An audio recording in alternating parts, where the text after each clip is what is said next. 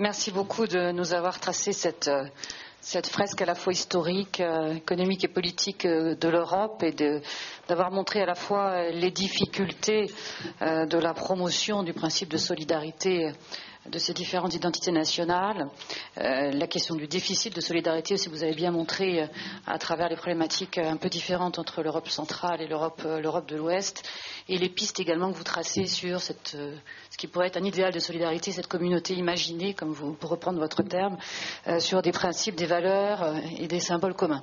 Donc je vais tout de suite passer la parole à la salle. Je vois déjà des mains qui se lèvent. Guy Vallée, Jean-Michel Budet. Merci pour cette intéressante confrontation. C'est vrai qu'on a une forme d'attirance-répulsion. On a envie de découvrir et encore plus d'ailleurs quand c'était l'ancien régime, si je puis dire, on avait quelque part envie aussi d'apporter notre solidarité. Mais la question que je voudrais vous poser a trait à la laïcité. Notre pays a un regard sur la laïcité qui est particulier et assez unique finalement. Et beaucoup de ceux qui en France ont voté contre au référendum sur l'Europe ont mis en avant cette problématique de la laïcité en disant la laïcité n'est pas assez inscrite dans les réflexions européennes. Elle est pourtant la garante, chez nous en tout cas, un facteur de paix, de responsabilité, et de travail en commun. Et cette question de la laïcité est certainement une des questions qui mérite d'être le plus débattue et peut-être un peu différente aussi dans chacun de ces pays. On a vu hier avec les sociologues que finalement elle était aussi un des facteurs d'intégration. Merci.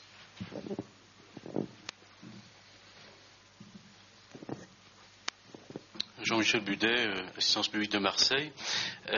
Moi j'ai beaucoup apprécié votre propos parce qu'il est très riche et puis c'est aussi une façon pour nous de découvrir une autre approche de l'Europe parce qu'on a l'approche française.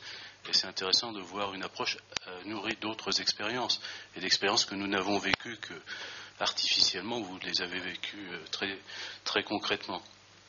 J'ai quand même eu le sentiment, peut-être vous allez me détromper, qu'à travers la description d'un certain déficit de solidarité ou d'identité, vous n'aviez pas totalement évacué la question allemande. Alors, à plusieurs reprises, vous avez parlé de l'Allemagne, d'une Allemagne non solidaire, en disant avec le nouvel élargissement, l'Allemagne n'est plus présente. Elle a quand même géré sa partie de l'Est, donc elle a quand même fait preuve d'une certaine solidarité. Vous avez un moment dit aussi que l'Allemagne avait soutenu finalement le régime soviétique d'une certaine façon. J'ai le sentiment que l'Europe serait bien sans l'Allemagne dans votre propos et que l'Europe centrale sans l'Allemagne ce serait formidable, alors que on a tous dans l'esprit que l'Allemagne, elle peut être très dominante en Europe centrale et qu'elle a cette ambition et que si on descend un peu plus au sud, l'Autriche aussi a cette ambition, une ambition hégémonique sur l'Europe. Alors est-ce que ces questions-là demeurent? Est-ce qu'elles sont évacuées? Comment on peut les traiter?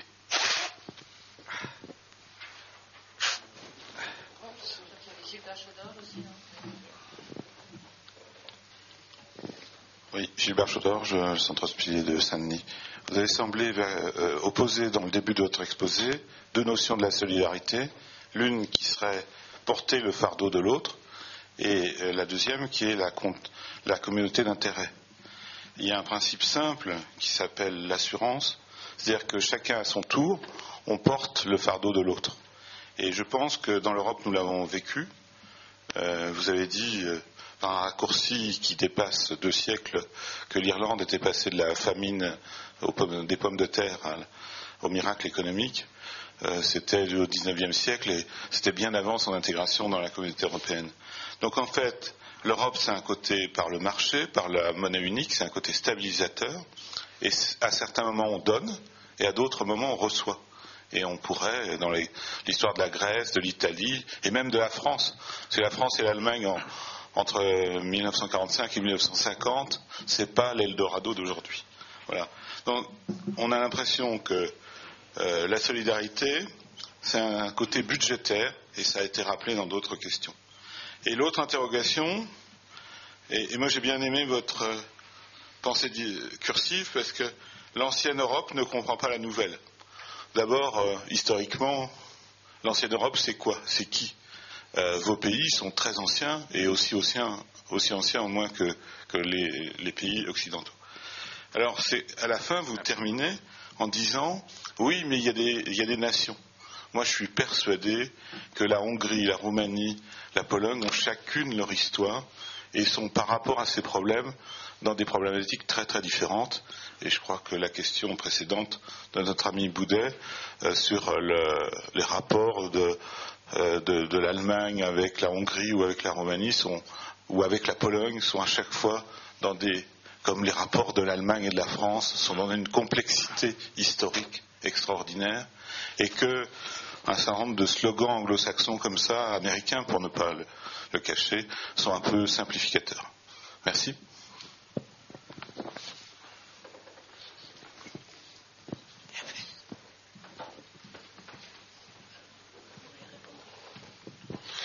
Docteur Vidon, dans l'hôpital construit par Philippe Donatien Esquirol à Saint-Maurice, 94.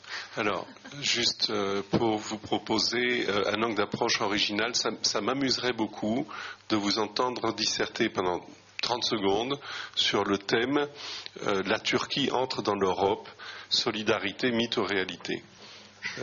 Ça peut être un angle d'approche très intéressant. Est-ce que vous pourriez relever le défi de... juste un autre commentaire personnel. Je voyage beaucoup pendant les vacances par les échanges de maisons. J'étais beaucoup en Europe de l'Ouest. Et aussi ailleurs, en Amérique, etc. Mais en Europe de l'Ouest, je peux vous dire une chose. Ce sont les mêmes maisons. Que j'aille en Norvège ou bien au Portugal, c'est les mêmes maisons. Il y a à l'intérieur au moins un meuble Ikea. Dans toutes les maisons, j'ai fait une vingtaine, il y a toujours un meuble Ikea. Alors il y a très peu d'échanges de maisons avec l'Europe de l'Est. Alors, il faut que ça se développe, parce qu'il y a un vrai Ikea. Les livres sont les mêmes en langues différentes, mais les livres sont les mêmes dans les bibliothèques, et la musique est américaine. Voilà. Oui, très brièvement. La construction européenne a été portée pendant 30, 40, 50 ans par des pays qui n'étaient pas ceux de l'Europe orientale. Il y a 10 ans, quand je rencontrais des Polonais ou des personnes d'Europe centrale, ils avaient un énorme enthousiasme, un espoir fou que l'Europe allait changer les choses, et ils voulaient y contribuer fortement. Aujourd'hui, l'Occident, l'Ouest, je dirais, de l'Europe doute, globalement, de la construction européenne, et l'Est ne prend pas le relais. Je voudrais avoir votre opinion là-dessus, sachant que la Pologne en particulier a un projet européen qui n'est pas très clair.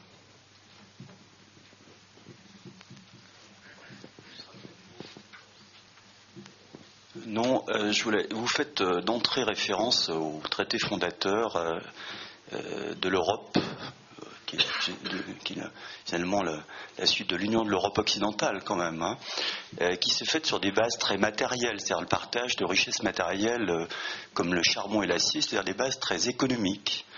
Et puis vous terminez sur le rêve d'un destin très politique de l'Europe, qui est probablement votre aspiration et qui était très politique, puisque vous étiez de l'autre côté du rideau de fer. Et est-ce que c'est pas là la principale blessure de l'Europe aujourd'hui, c'est-à-dire d'avoir créé une réalité matérielle et de rechercher toujours un destin politique?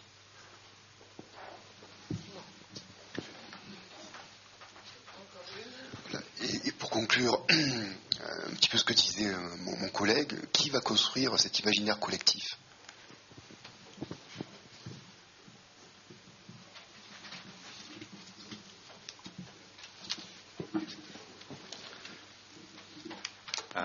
Merci pour toutes ces questions, très riches.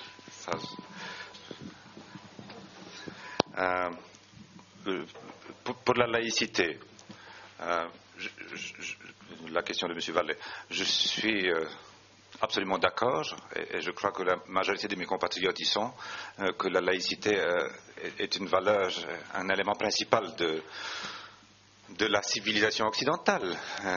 Comme c'était dit d'ailleurs ici aussi, n'est-ce pas, la laïcité, c'est un résultat magnifique de désenchantement du monde qui est produit, cet désenchantement elle-même,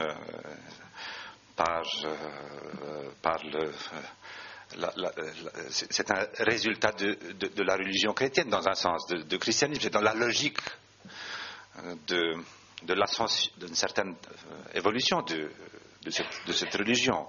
Tout ceci dit, la laïcité a certainement des formes différentes selon des nations européennes.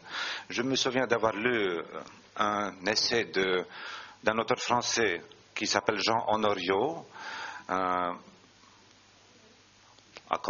la revue Commentaire probablement, justement, qui dressait le tableau de toutes les approches à la laïcité et plus largement au problème de l'Église et de l'État, ou des Églises et des États et des sociétés dans les différents pays européens. Et ils sont très différents. Nous avons des églises, toujours encore en Europe, nous avons des églises qui sont des églises de l'État.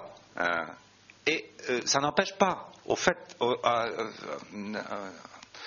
fonctionnement de régime de la laïcité, c'est-à-dire de la séparation de fait, même si la reine ou le roi est, selon la loi, le chef, la tête de l'Église donnée. Selon cet auteur, probablement la seule, disons, rupture plus poussée de la laïcité, la seule situation douteuse de ce point de vue qui aurait pu mener à un certain mélange et aux certains privilèges a lieu en Grèce. Je ne vais pas d'ailleurs, je ne me souviens pas très bien de son argument, mais en Grèce, avec l'Église orthodoxe de la Grèce. Mais certainement, les expressions de la laïcité sont différentes dans différents pays. Aussi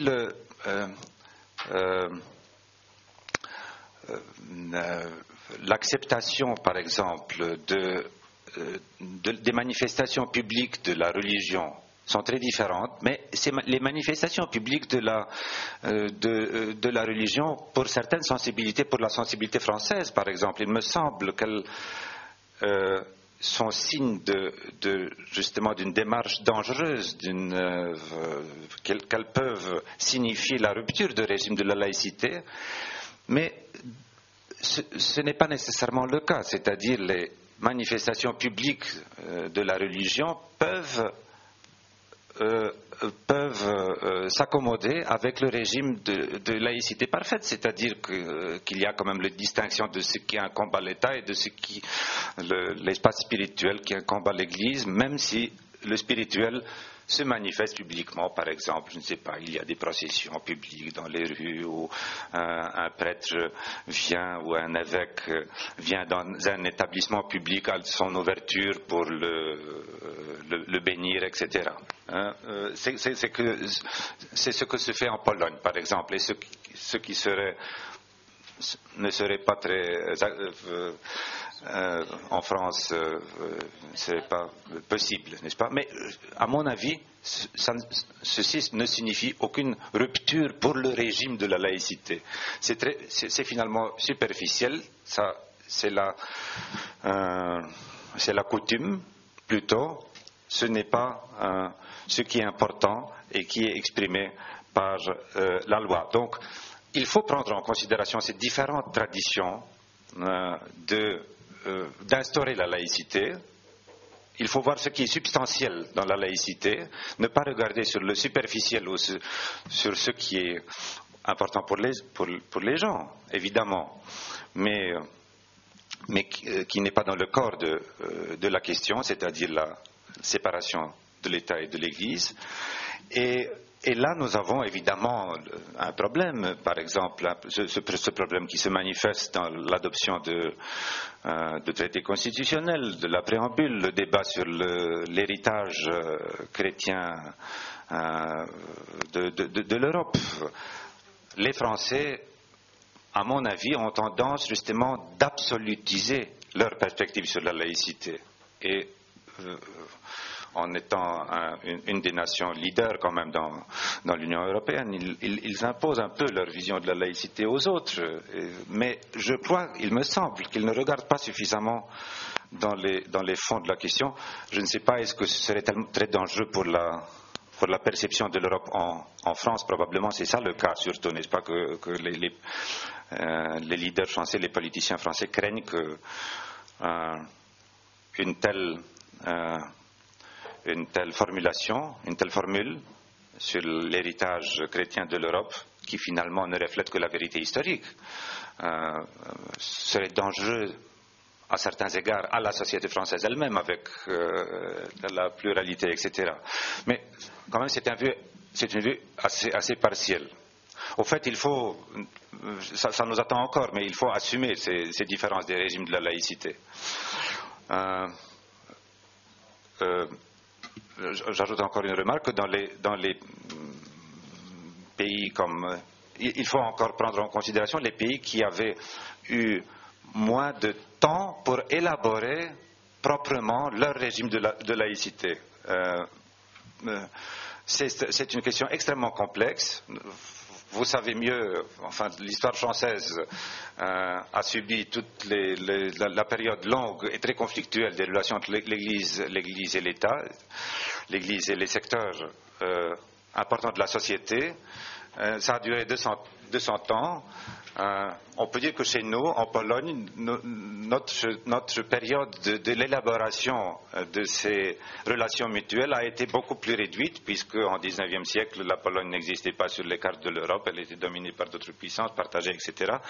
Ce n'était qu'une courte période d'entre les deux guerres, et finalement seulement maintenant les dernières 17 années, n'est-ce pas, puisqu'on ne peut pas dire que le régime qui était imposé par le communisme, c'était le régime idéal de la laïcité.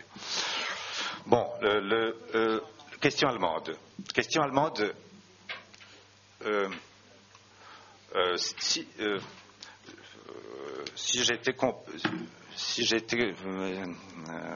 mon propos pouvait être compris de la sorte que je puisse m'imaginer l'Europe meilleure sans Allemagne, etc., contemporaine, je le regrette beaucoup. Et je crois que l'Allemagne, c'est un pays...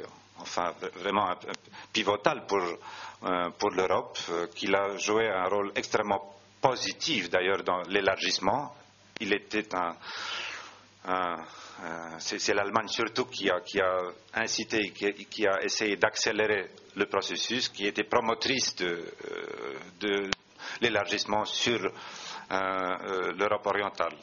Il est vrai que l'Allemagne a des problèmes très graves avec son propre intégration. C'est d'ailleurs cette problématique de l'intégration des deux Allemagnes prouve combien c'est difficile, l'intégration. Probablement, d'ailleurs, l'Allemagne a commis des fautes au début, mais ça c'est un grand sujet. Je pense que l'Allemagne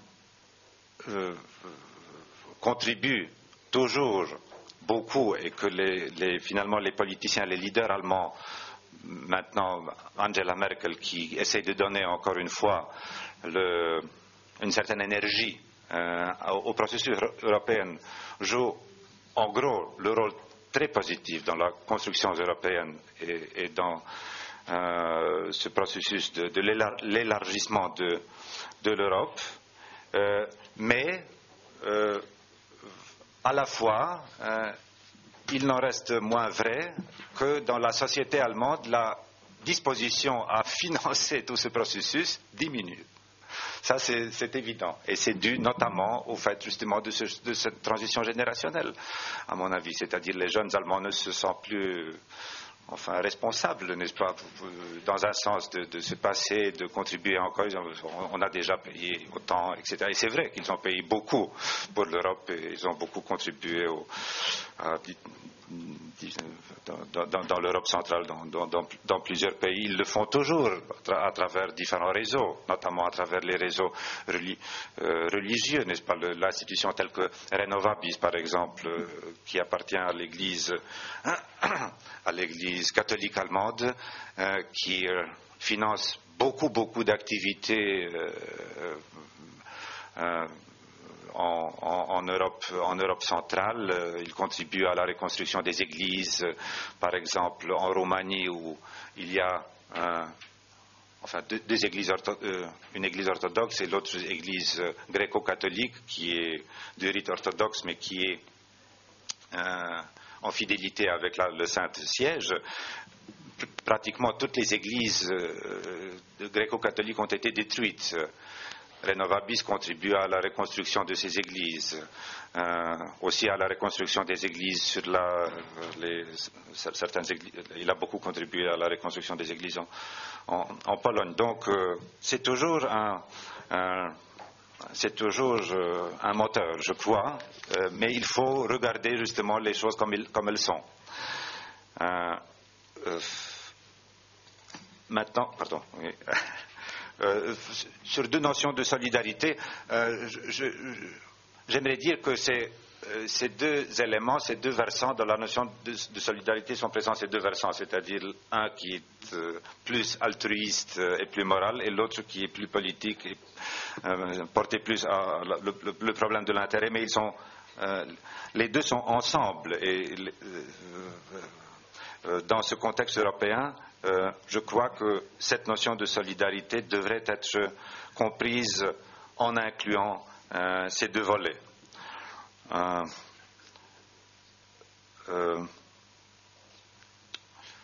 Le problème de la Turquie. Alors,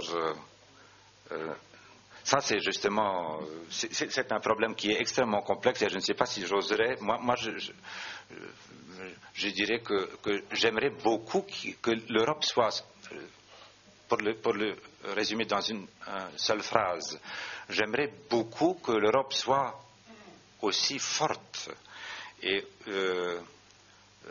aussi